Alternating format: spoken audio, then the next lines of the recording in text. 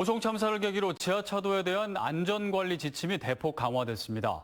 하지만 전국적으로 침수 우려가 있는 지하차도의 70%가 진입 차단 시설을 아직 갖추지 못했는데요.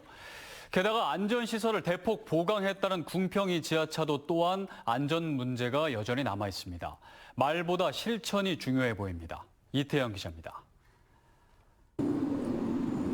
오송 지하차도 참사 이후 전국적으로 도로 터널에 대한 관리 지침이 강화됐습니다. 하천에 범람 우려가 있거나 지하차도 내 수위가 기존 50cm가 아닌 15cm만 넘어도 진입을 통제하는 조항이 신설됐습니다. 이때 중요한 것은 진입 차단 시설입니다. 하지만 현실은 어떨까? 지난달 감사원의 감사 결과를 보면 침수 우려가 있는 전국 182개의 지하차도 가운데 70%가 넘는 132개소는 여전히 진입 차단 시설이 없습니다. 심지어 충북의 경우 하천과 500m 거리에 있는 국도 오창 지하차도 등 두 곳이 의무 설치 대상이지만 빠져 있습니다. 기성품이 아니고 제작이 따로 그 사이즈 맞게 제작을 해야 돼서. 이런 차단 시설과 함께 중요한 것은 대피를 유도하는 핸드레일입니다. 최근 궁평이 지하차도에 설치됐는데 문제는 실용성입니다.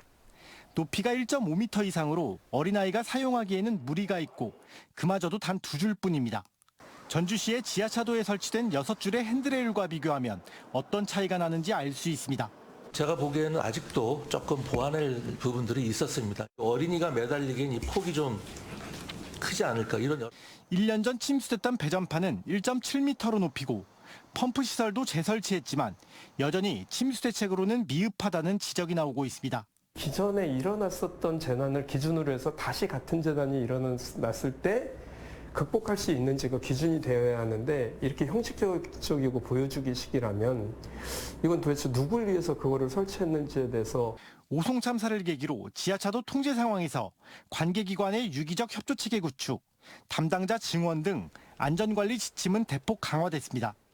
하지만 1년 전에도 나름의 매뉴얼이 있었지만 참사를 막지 못했습니다. 안전은 말 서류보다 실천의 문제인 것입니다.